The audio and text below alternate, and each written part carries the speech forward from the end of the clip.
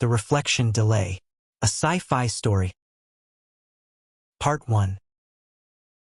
The first sign that something was wrong came as a flicker, so brief that Lieutenant Tina Alexandra didn't register it as anything more than fatigue. She was brushing her teeth in her cabin aboard Station Helios 3, staring at the small steel mirror bolted to the wall, when her reflection lagged behind by a fraction of a second. A blink, a micro-delay, nothing more. She leaned closer, foam gathering at the corner of her mouth. Her reflection leaned in just a hair too late. Tina froze, toothbrush halfway to her lips. The reflection caught up, matching her posture perfectly.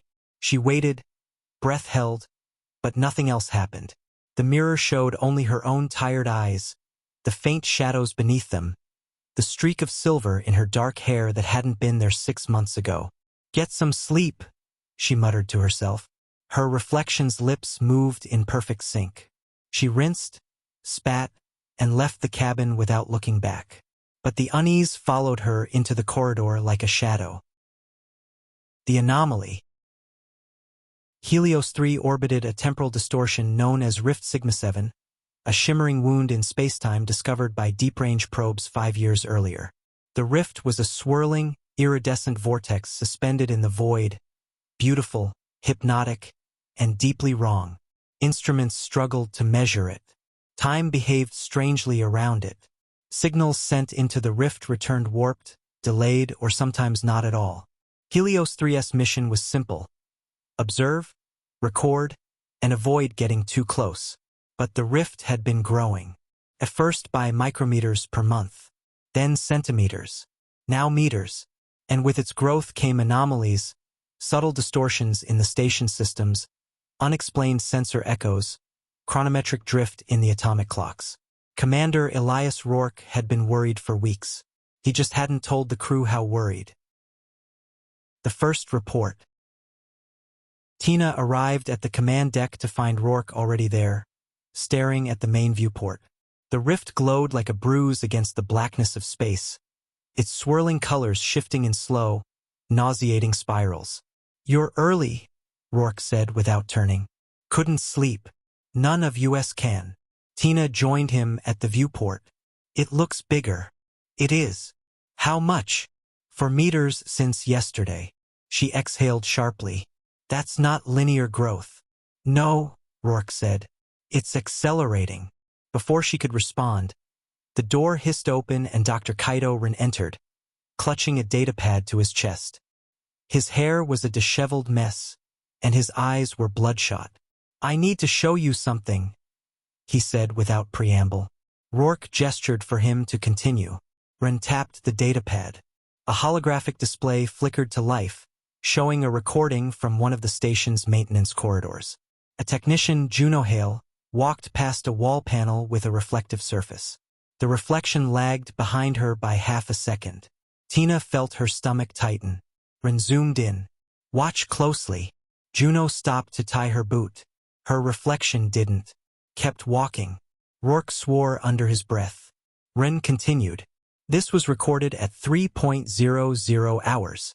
I ran diagnostics on the camera. No glitches, no data corruption. The reflection is behaving independently." Tina crossed her arms. "Could it be a projection? A sensor echo?" Rin shook his head. "I checked. This isn't a sensor artifact. This is something else." Rourke turned to him. "How many recordings?" 7 so far. All within the last 12 hours. Tina swallowed. "It happened to me too. In my cabin mirror." Both men looked at her sharply. "Describe it," Rourke said. "Just a delay. A fraction of a second." But it was real. Ren's expression darkened. "It's spreading." Rourke straightened. "We need to contain this. No one touches reflective surfaces unless absolutely necessary. Ren, run a full station sweep. Tina, notify the crew." Tina nodded, but her mind was still on the mirror in her cabin, and the way her reflection had hesitated, as if deciding whether to follow her. The second delay. By midday, the station was buzzing with tension. Word spread quickly despite Tina's attempts to keep the crew calm. People avoided windows, screens, polished metal, anything that could show a reflection. But the reflections found them anyway. Engineer Tomás Valles was the next to report an incident. He was working in the engine bay when he noticed his reflection in a coolant pipe. At first, it was only a slight delay. Then the reflection smiled. Tomás wasn't smiling. He fled the engine bay and locked himself in the mess hall, trembling. Tina found him sitting at a table, hands shaking. "It wasn't me," he whispered. "It wasn't me in the reflection." She sat across from him. "Tell me exactly what you saw." It looked at me, really looked at me, like it was evaluating something. Tina felt a chill crawl up her spine. Did it do anything else? Tomás hesitated. It mouthed something. I couldn't hear it, but I could read the lips. What did it say? He swallowed hard. Run. The first warning. By the time Tina returned to the command deck, Run was pacing in frantic circles. I found something, he said, thrusting his datapad toward her. The delays are increasing. How much? Milliseconds this morning. Seconds now. Rourke joined them. Show us. Wren pulled up a live feed from the medbay. A reflective cabinet door showed the room behind it, but with a 3-second delay. A nurse walked past the cabinet. 3 seconds later, her reflection followed. Then the reflection stopped. The nurse did not. The reflection turned its head toward the camera. Tina's breath caught. The reflection raised a hand and pointed directly at the camera. Then it mouthed a word. Wren froze the frame. Rourke leaned in. What is it saying? Wren enlarged the image. The reflection's lips formed a single word. Danger. Contradictions. Warnings from reflections became more frequent and more contradictory. A reflection in the hydroponics bay told botanist Lyra Chun to avoid the command deck. A reflection in the command deck viewport told Rourke to avoid hydroponics. A reflection in the engine bay told Tomás to shut down the reactor. Another reflection, seen minutes later, told him to keep it running at all costs. The crew grew paranoid, sleep-deprived, fractured. Tina tried to maintain order, but even she felt the strain. Every reflective surface became a threat. Every delay a potential omen. And the rift kept growing. The first divergence. It happened during a routine systems check. Tina was in the auxiliary control room, reviewing chronometric logs, when she noticed her reflection in the darkened screen of a powered-down console. The reflection was delayed by 5 seconds. She lifted her hand. 5 seconds later, the reflection lifted its hand. She frowned. The reflection frowned. She leaned closer. The reflection leaned closer. Then it didn't. It stayed still. Tina froze. The reflection's eyes widened, not in fear, but in urgency. It mouthed something rapidly, repeatedly. Tina leaned in, heart pounding. The reflection mouthed the same phrase again and again. Don't trust him. Tina whispered. Who? The reflection pointed behind her.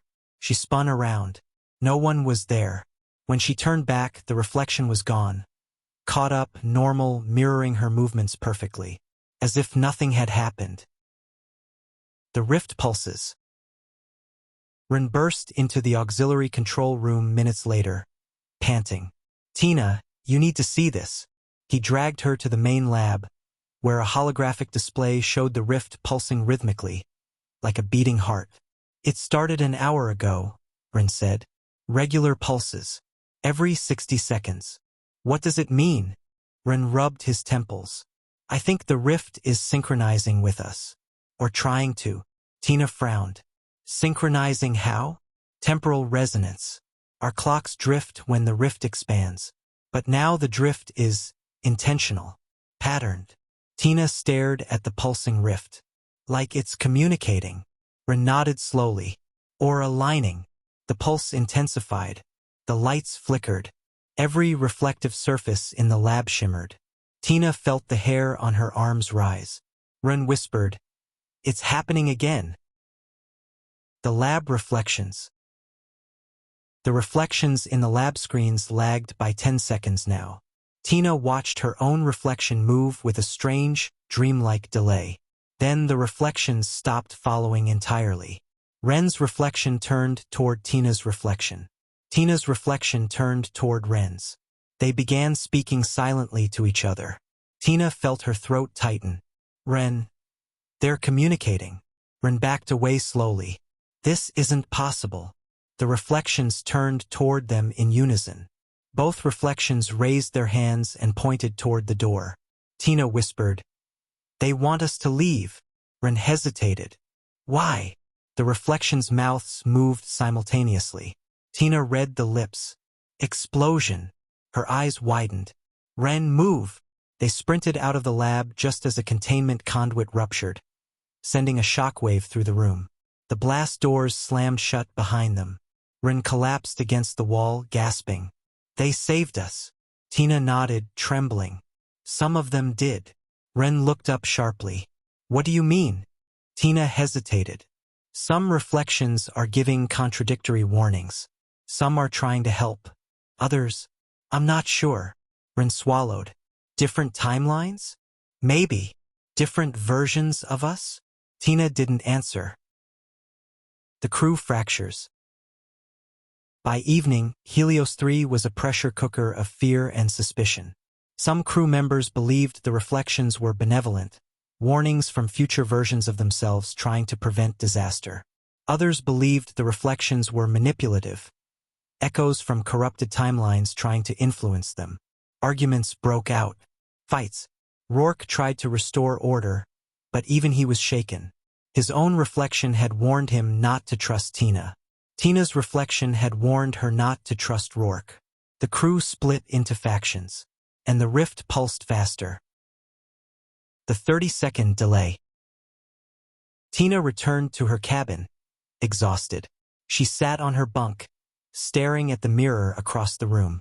The delay was now 30 seconds.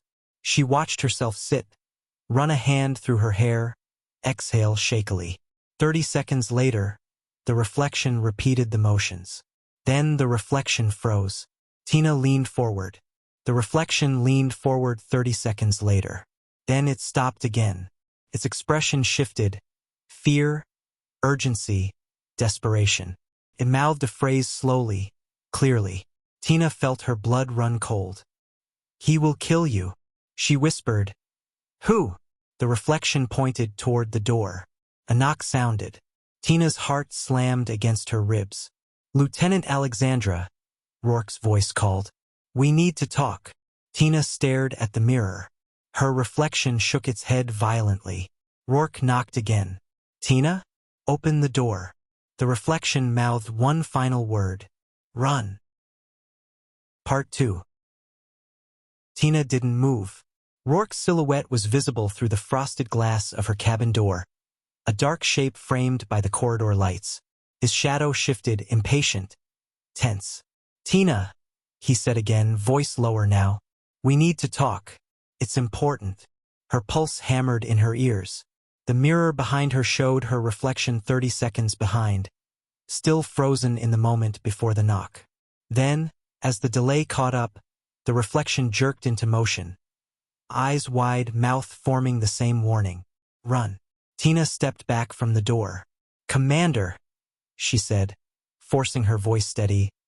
"What is this about?" A pause. "Open the door and I'll explain." Her reflection shook its head violently.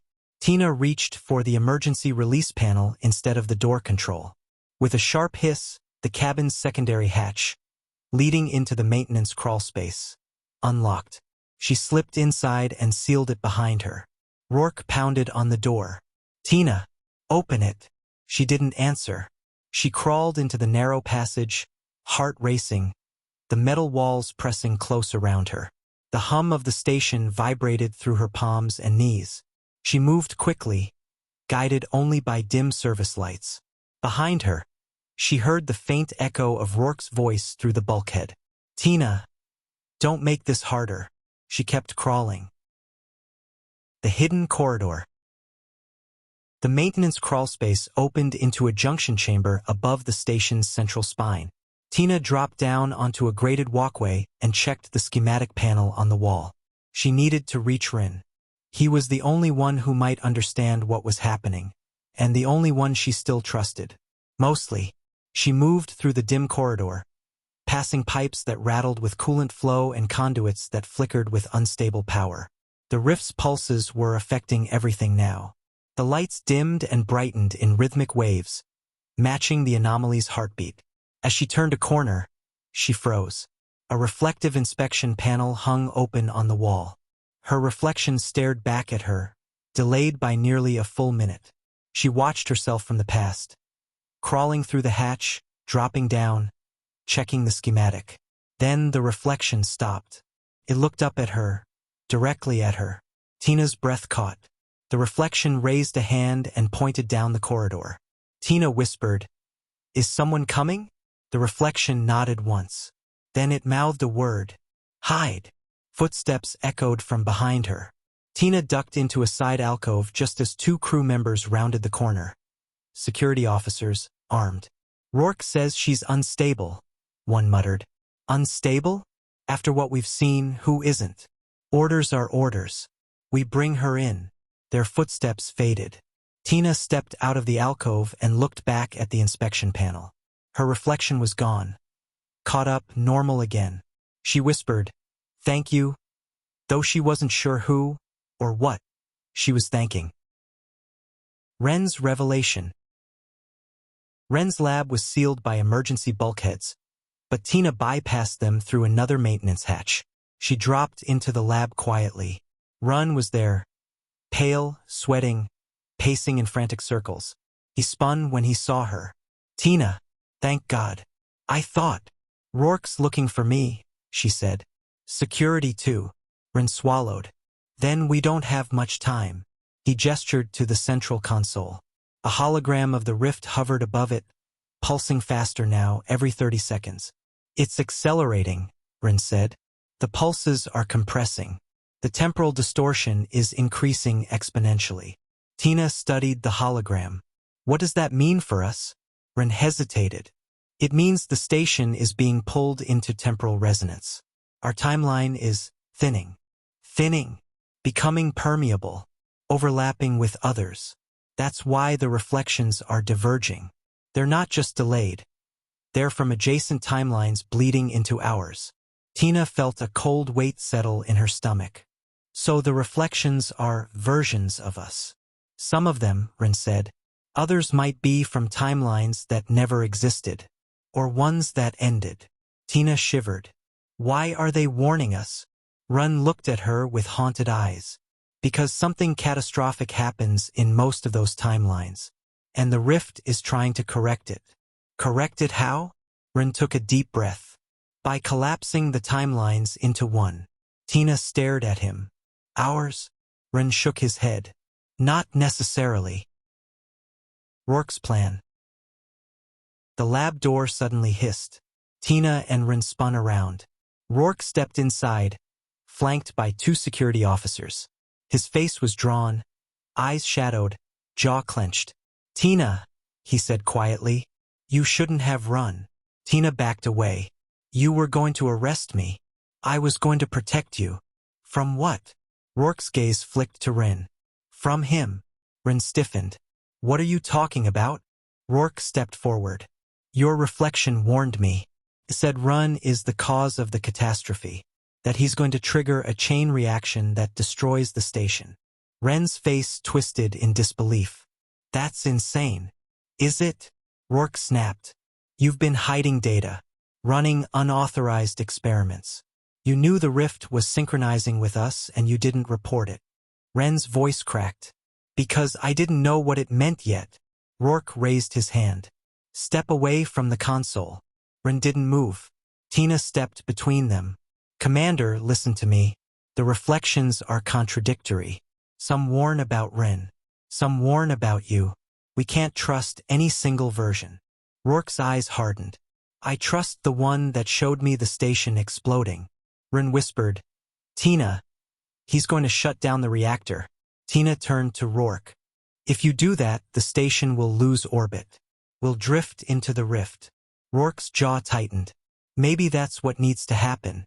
Maybe the only way to stop the timeline collapse is to let the rift consume us. Tina stared at him in horror. You don't know that. Rourke raised his hand again. Step aside. The lights flickered. The rift pulsed. Every reflective surface in the lab shimmered. And then, the reflections moved. The reflection storm. Screens, panels, metal surfaces, every reflection in the lab froze, then shifted into independent motion. Tina's reflection pointed at Rourke. Ren's reflection pointed at the reactor controls. Rourke's reflection pointed at Tina. All of them mouthed different warnings. The room filled with silent chaos. Dozens of versions of themselves, each giving contradictory instructions. Tina clutched her head. Stop, stop. Ren shouted over the noise. The timelines are overlapping. The rift is forcing a convergence. Rourke barked. Shut them out. Turn off the screens. It won't matter, Ren yelled. They're not in the screens. They're in the timeline. The reflections grew more frantic. Some showed the station exploding. Some showed the station intact. Some showed Tina dead. Some showed Rourke dead. Some showed Ren alone in the void. Tina felt her knees buckle. Ren grabbed her arm. Tina, focus on me. Not them. Me. Rourke shouted. Security. Restrain him. The officers moved. The reflections screamed silently. The rift pulsed again, and the station shook violently. The temporal fracture. The floor lurched. Consoles sparked. A deep groan reverberated through the station's hull. Ren staggered to the console. The rift is pulling us in. We're losing orbit. Rourke grabbed the railing. Stabilize the thrusters. I can't. Ren shouted. The temporal distortion is overriding the control systems. Tina forced herself upright. What do we do? Ren looked at her with wild, desperate eyes. We have to choose a timeline. Rourke stared at him. What the hell does that mean? Ren pointed at the reflections. These are all possible outcomes. The rift is collapsing them. Only one will survive. We have to choose which version of events becomes real. Tina shook her head. How? Ren swallowed. By acting. By committing to a course of action. The timeline we choose becomes the dominant one. Rourke stepped forward. Then we shut down the reactor. Ren shouted. No. That leads to destruction in most timelines. Rourke snapped. And keeping it running leads to destruction in the others. Tina looked between them. The reflections watched her. Every version of her. Some pleading. Some warning. Some crying. She whispered. Why me? Ren answered softly. Because you're the point of divergence. Every timeline branches from a decision you make. Rourke stared at her. Tina, choose. The station shook again. The rift pulsed faster every 10 seconds now. Time was running out.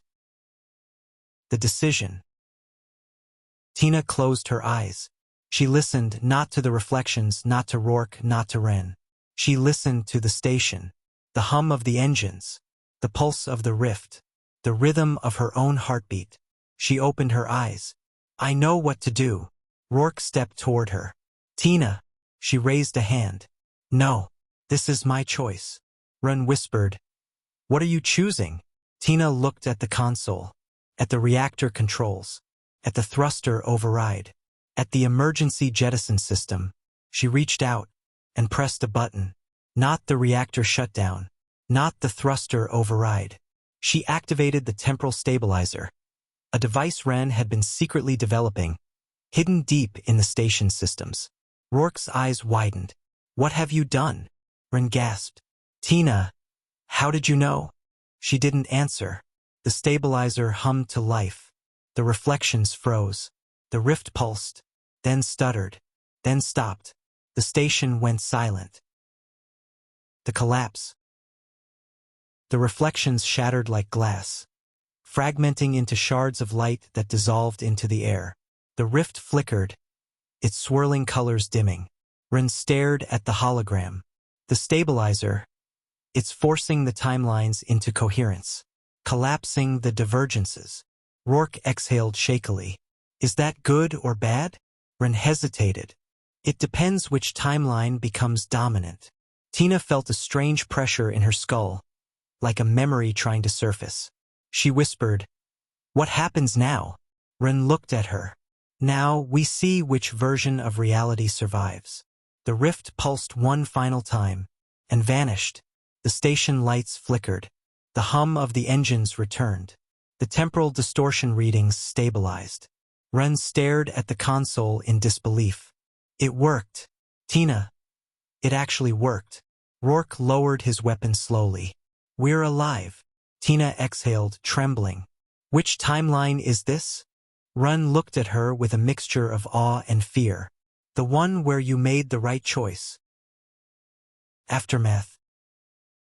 Hours passed. The crew regrouped, shaken but alive. The reflections were gone. The delays were gone. The rift was gone. But something felt different, subtle, like a word on the tip of the tongue. Tina walked the quiet corridors of Helios 3, feeling the weight of the station around her. The hum of the engines, the soft vibration of the life support systems. Everything was normal. Too normal. She stopped at a reflective panel. Her reflection stared back, perfectly synchronized. She lifted her hand. The reflection lifted its hand. She exhaled in relief. Then the reflection smiled. Tina wasn't smiling. Her breath caught. The reflection mouthed a single word. Soon. The panel flickered. The reflection snapped back into sync. Tina stepped away slowly, heart pounding. Ren's voice crackled over the intercom. "Tina, you should come to the command deck. There's something you need to see." She swallowed. "What is it?" Ren hesitated. "It's the rift." Tina froze. "I thought it was gone." "It is," Ren said. "But something else isn't." She forced her legs to move, heading toward the command deck. As she walked, every reflective surface she passed remained normal. Perfectly normal. Too normal. She reached the command deck. Ren and Rourke stood at the viewport, staring out into space. Tina joined them. Her breath caught. Where the rift had been, a new anomaly shimmered, smaller, darker, pulsing with slow, deliberate rhythm. Ren whispered, "It's not a temporal distortion." Rourke's voice was barely audible. "Then what is it?" Tina stared into the darkness. The anomaly pulsed again. Her reflection in the viewport lagged by a fraction of a second. Just a fraction. But enough. She whispered, "It's a doorway." The anomaly pulsed again, and her reflection smiled. This is the end of the sci-fi story, The Reflection Delay. Leave a like if you enjoyed the story, and subscribe for more sci-fi stories. Thanks for listening.